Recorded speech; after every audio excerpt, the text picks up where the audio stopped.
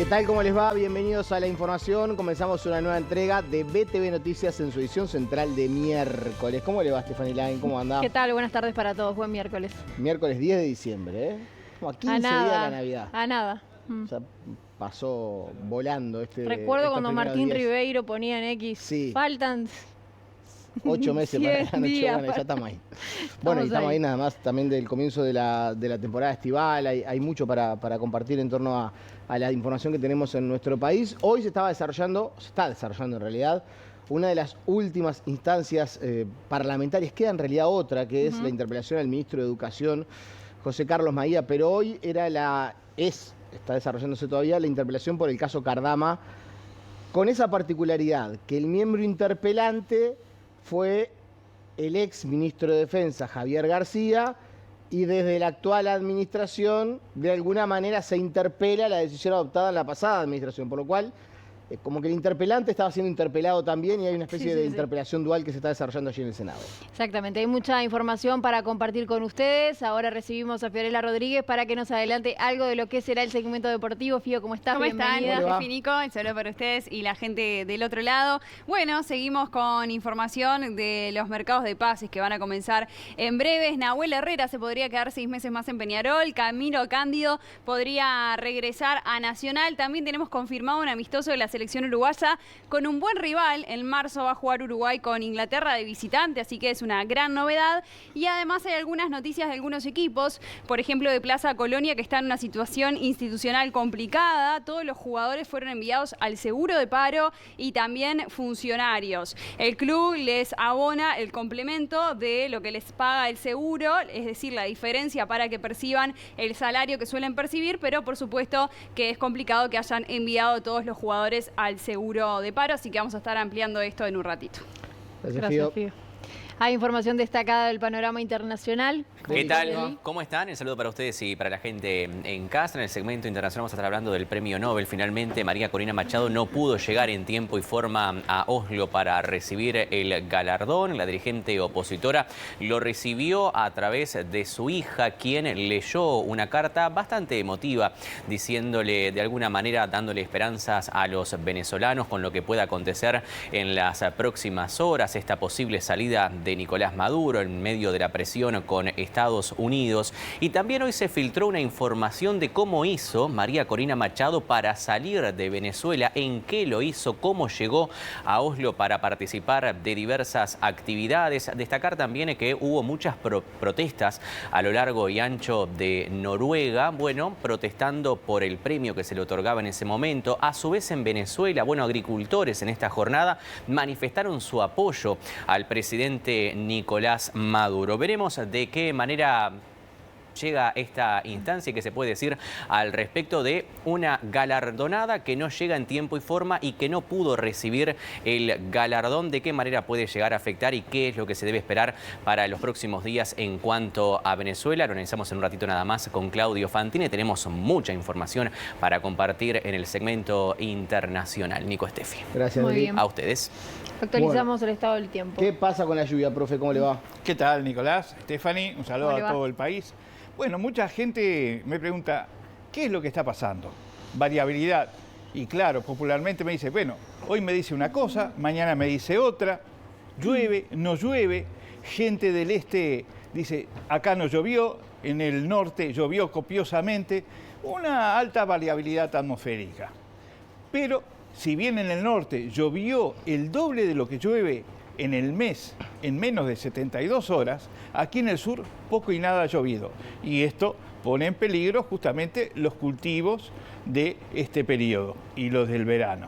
Pero bien, dicho esto, que es bastante complicado, esta variabilidad atmosférica, inestabilidad, va a permanecer hasta el día de mañana. Pero quédense tranquilos que ya viernes y sábado el sol va a estar y las lluvias ausentes. Temperatura 23 grados a esta hora, el viento es del este a 9 kilómetros la hora, la humedad relativa 71% y la presión atmosférica 1005 hectopascales. Dicho esto, Nicolás, Stephanie, vean ustedes, 1005 hectopascales. ¿Quién diría que estamos bajo un ciclón? Nada que ver con lo que nos habían anunciado. Por el momento, esto es todo y más al final. Gracias, profe. Gracias. Estamos. Si les parece, repasamos los titulares más destacados a esta hora.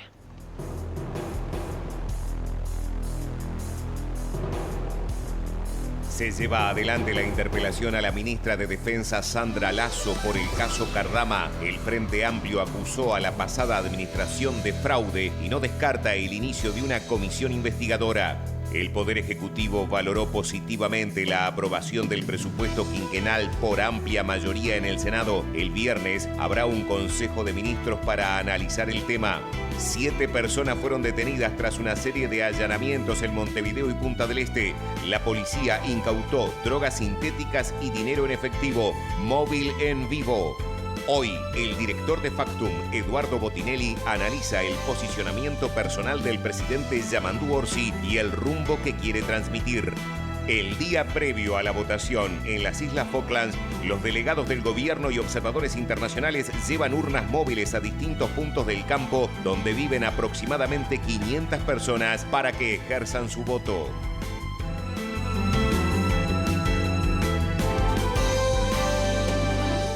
Bueno, como les decíamos, se está desarrollando esta instancia parlamentaria, muy esperada, por cierto. La verdad que la seguí con bastante detención durante toda la jornada. Creo que dejó mucho la intervención de la ministra de Defensa, mucho dato, algunos se conocía, otro no.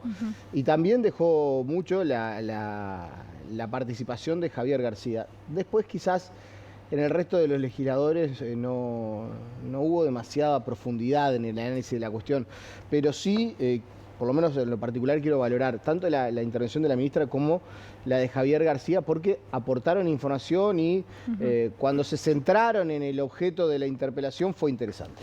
Nos vamos hacia el Parlamento y allí tomamos contacto con Matías Garro, nos actualiza la información a esta hora. Adelante, Mati, bienvenido. Sí, ¿qué tal, compañeros? Gracias. Un gusto de saludarlos a ambos, también a todos los televidentes. Concuerdo absolutamente contigo, Nicolás, lo que decías tú.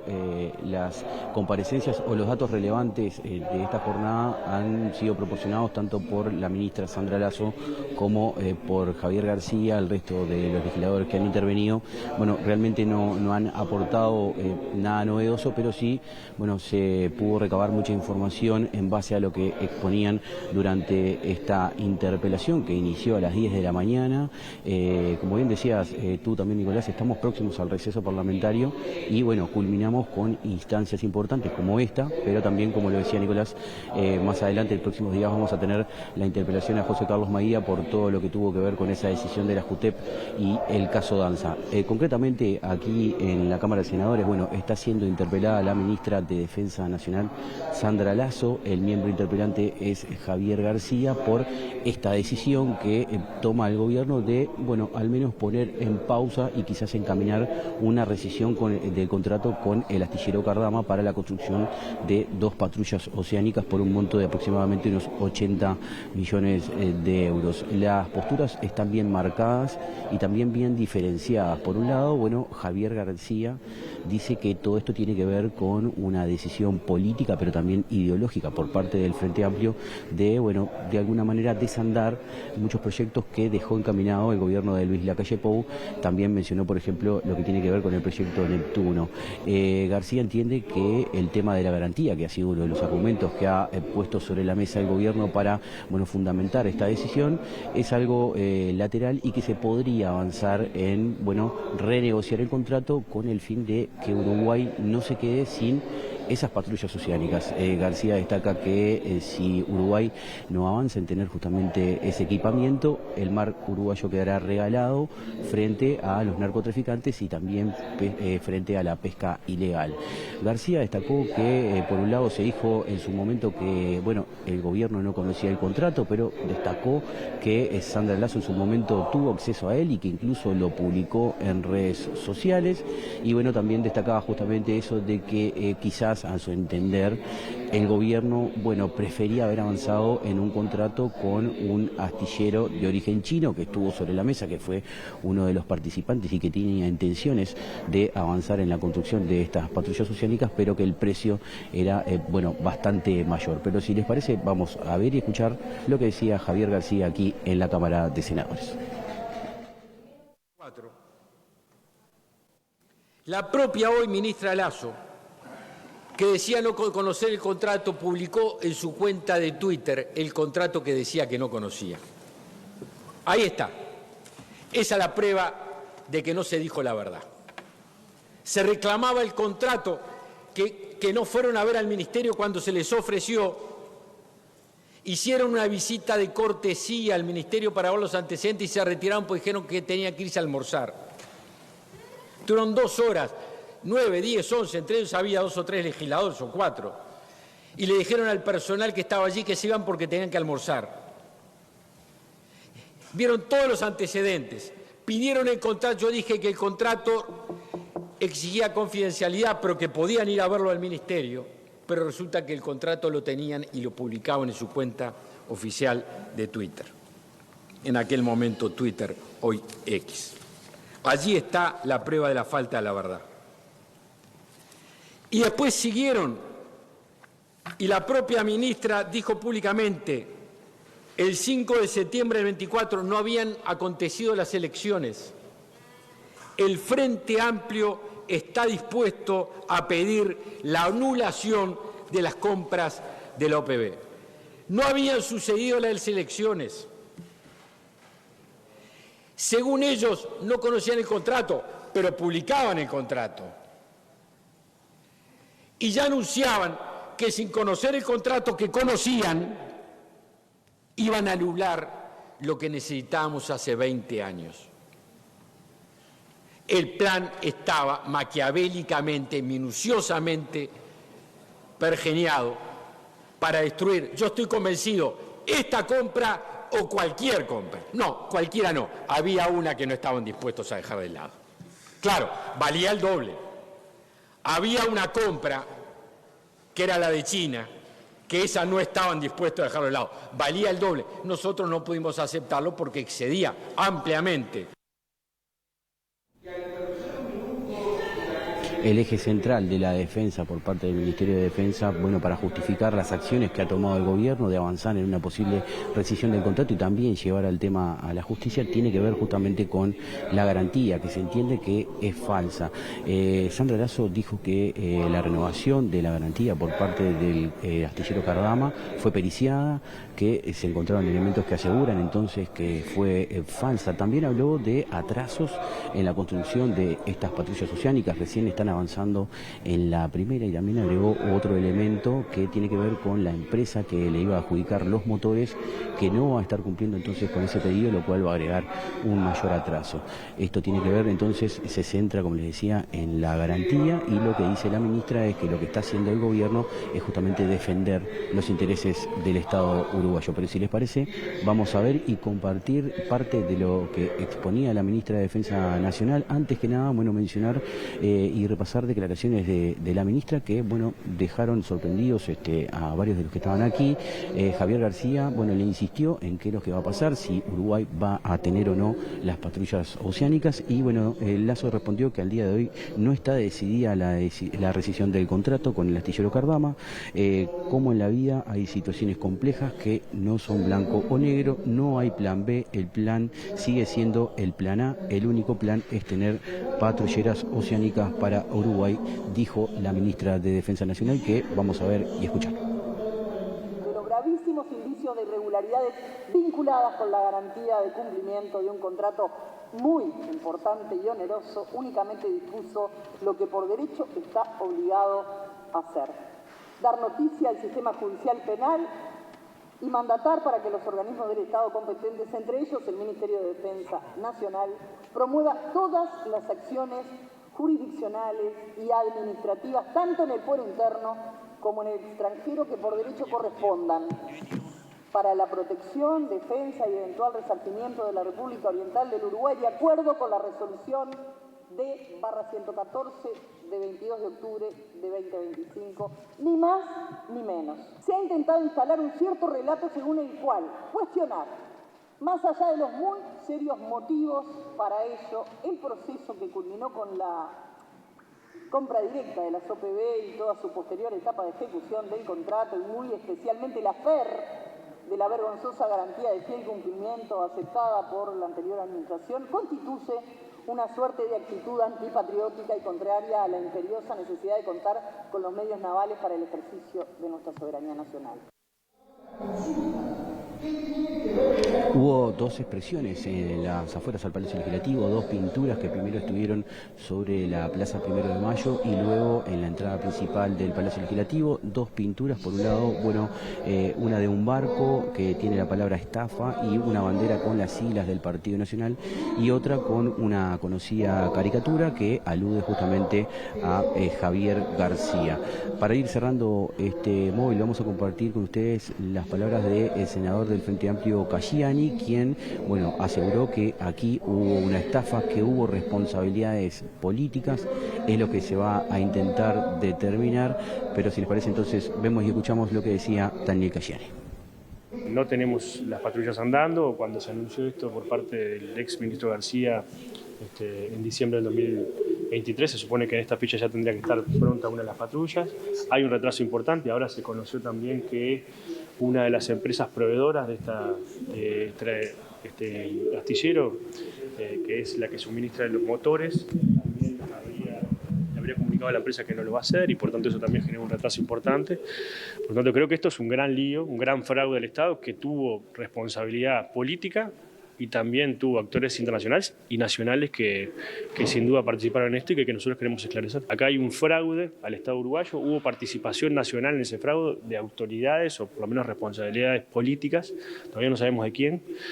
Sabemos que hay un contrato a medida hecho por una empresa que no tiene solvencia para realizar lo que está haciendo, que no tiene solvencia financiera, que no se investigó, que no presentó las garantías correspondientes y que todos los días conocemos cosas que hacen pensar de que no va a poder cumplir con el contrato, y por tanto lo que estamos haciendo nosotros es primero denunciando eso, que se conozcan las responsabilidades y además al mismo tiempo investigando judicialmente, porque también queremos llegar hasta el hueso, caiga quien caiga, ¿no?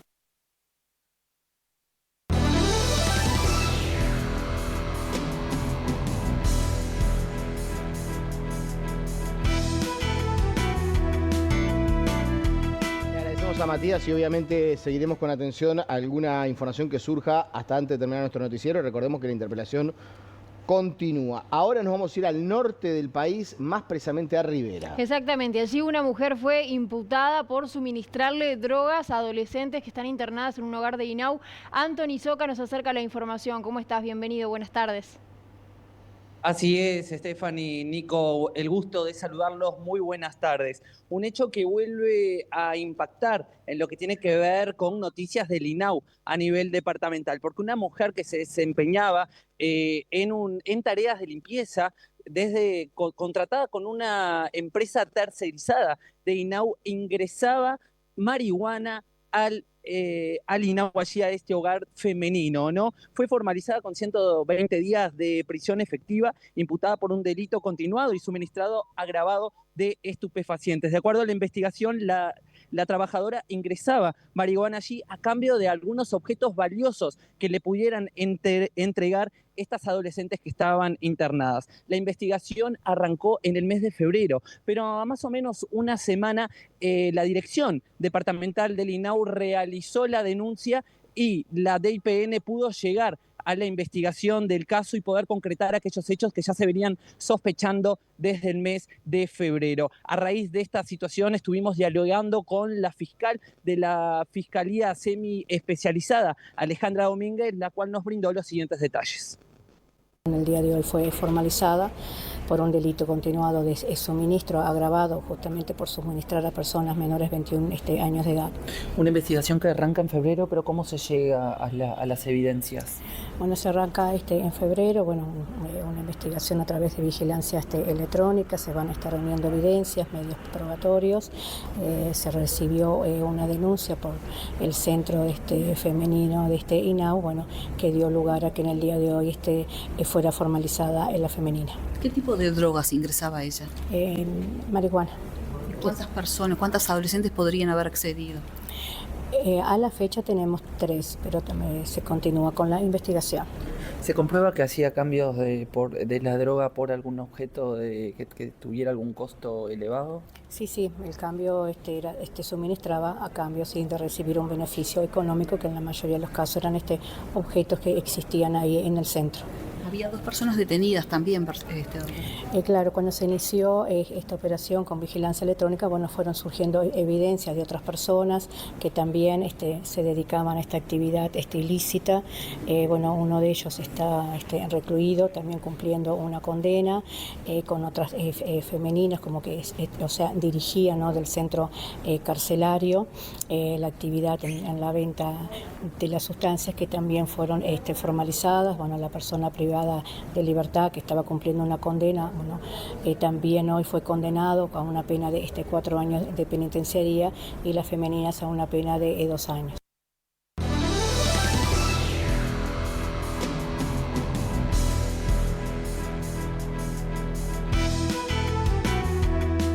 Bueno, y de Rivera nos vamos a Maldonado, donde la avenida Roosevelt, allí en pleno Punta del Este, se vio sacudida por un importante operativo en uno de los edificios más emblemáticos de esa zona del país. Exactamente, hubo incautaciones, también personas detenidas. Daniel Sosa nos amplía la información. ¿Cómo estás, Daniel? Buenas tardes. Adelante, Dani. Buenas tardes, Estefi, Nico, el placer enorme de saludarlos a todos ustedes. Como bien decían, hoy a la mañana Punta del Este se despertó revolucionada, porque en un edificio, en el edificio Yo en Punta del Este, precisamente hasta allí había llegado personal del Ministerio del Interior para allanar precisamente 3 apartamentos. Pero la historia no comienza hoy, la historia comenzó hace algunos días atrás con la incautación tras un operativo de inteligencia a nivel de penitenciarías de nuestro país. Se encontró con, bueno, un recluso, un privado de libertad que tenía un celular y, bueno, despertaba al menos dudas sobre el accionar que se llevaba a cabo en ese celular. Fue incautado al recluso ese celular y puesto a disposición de la justicia, quien autorizó el análisis pertinente del dispositivo móvil, y de allí se pudo conocer que había una red de narcomenudeo que de alguna manera se movía por todo el este del país. Era una red que se dedicaba al acopio, a la distribución de droga, pero también de dinero. Esto se da con lo que refiere principalmente acá en Punta del Este, donde fueron allanados 3 apartamentos en la jornada de hoy, como les decíamos. Hay 7 personas detenidas luego de este procedimiento. Este caso está a cargo de la Fiscalía de Estupefacientes de segundo turno de Montevideo. Había diversos lugares que se utilizaban como acopio, pero los principales estaban acá, en este punto, lo cual se sospecha que iban a ser comercializados en las diferentes fiestas de verano que se dan en esta zona del país. Precisamente, en las primeras horas de esta mañana, luego de lo que fue el análisis del dispositivo móvil y encontrar los puntos de referencia, hoy en las primeras horas de la mañana, tanto en Montevideo como en Ciudad de la Costa, en Solís y aquí en Punta del Este, se dieron estos allanamientos. Decíamos, 3 apartamentos fueron los que fueron inspeccionados. Aquí en Punta del Este se encontraron diversas sustancias, precisamente pastillas, sustancias cristalinas, vegetales, sustancia blanca. Se incautaron 2 automóviles también, más de 180.000 pesos, más de $7.000, 200 euros y casi 700 pesos argentinos es lo que halló allí la policía, además de otros dispositivos como balanzas de precisión y demás, otros accesorios que eran utilizados para estas actividades ilícitas. Recordemos que, como le decíamos anteriormente, este caso está bajo la Fiscalía de Estupefacientes de segundo turno de Montevideo, a cargo de la doctora Estela Lorente, y habrá seguramente en las próximas horas audiencias para, bueno, llevar ante la justicia a estas 7 personas formalizadas. No se descarta que haya más implicados en esta causa y también que se extienda el territorio, que no solo sea sobre Montevideo, Canelones con Ciudad de la Costa precisamente, y además del departamento de Maldonado no es diferente y no será extraño si es que se extiende para otros departamentos también del este del país, pero eso seguramente será material de estudios para las próximas horas y para la justicia, que es quien tiene ahora la responsabilidad de llevar a estas personas a ese banquillo. Muy bien, le agradecemos a Daniel por este aporte sobre esta noticia que, insisto, sobre todo en la mañana, sacudió la normalidad de la ciudad esteña. Nos vemos, Daniel, un ratito en caso de surgir cualquier novedad. Con el sistema multipantalla nos vamos de Maldonado a la Plaza Independencia. Exactamente, tomamos contacto con Lucía Betancur. Hay repercusiones por parte del gobierno tras la aprobación del presupuesto. Adelante, Lu, bienvenida.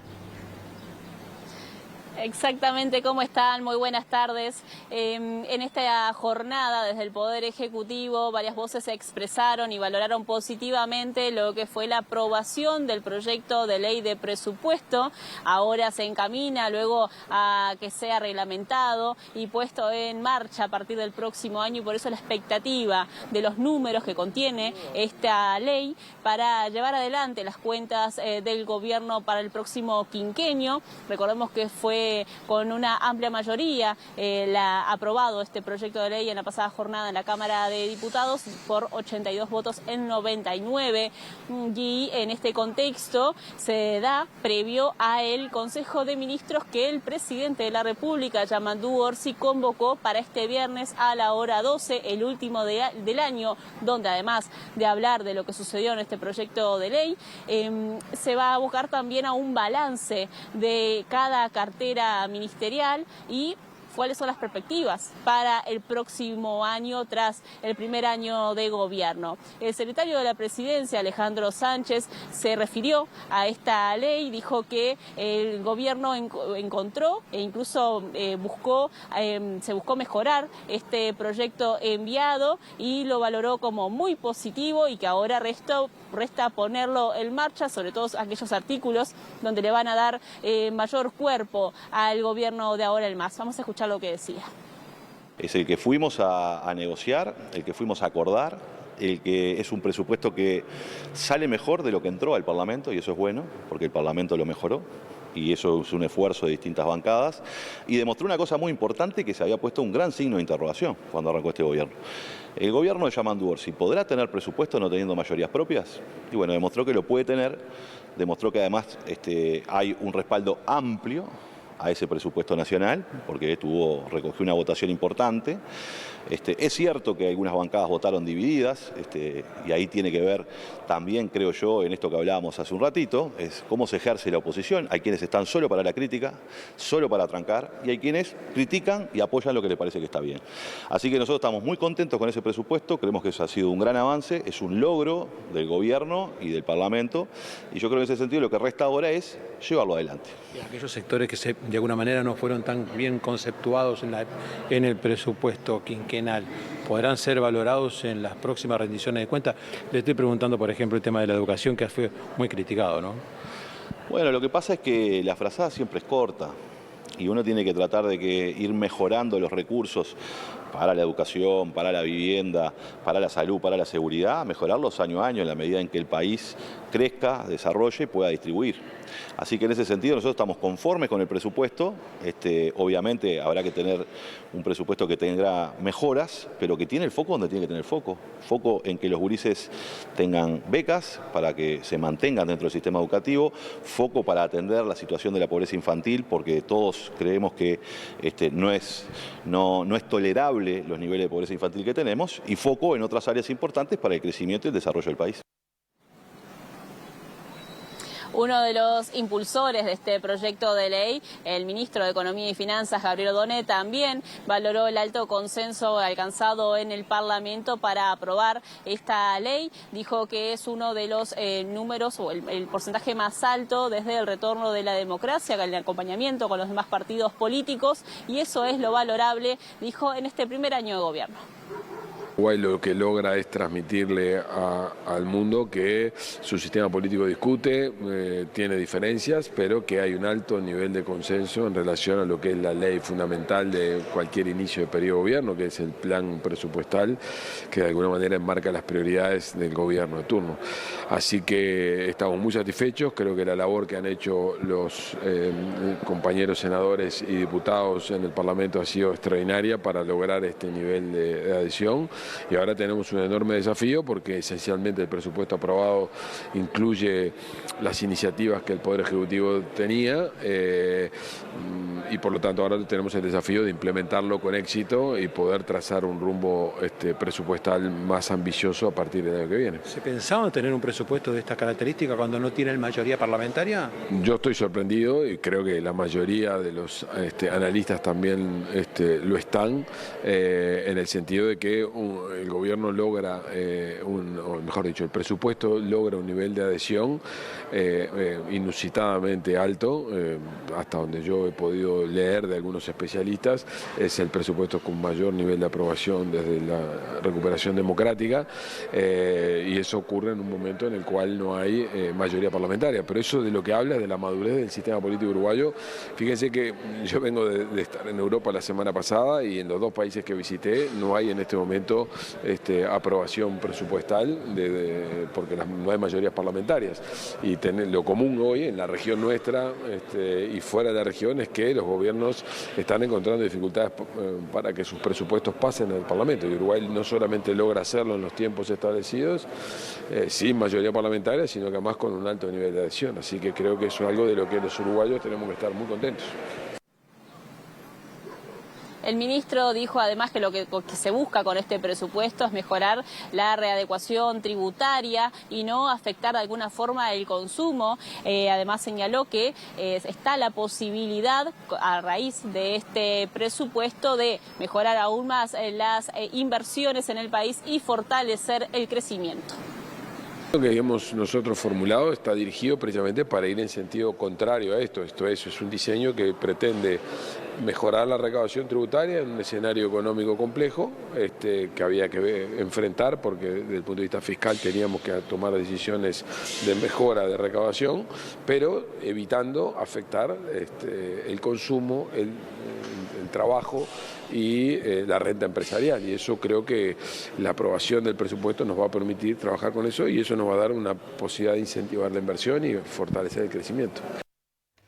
Le agradecemos a Lucía por este aporte y ahora hacemos la pausa. Exactamente, al regreso de la misma tenemos análisis de Factum, llega Eduardo Botinelli.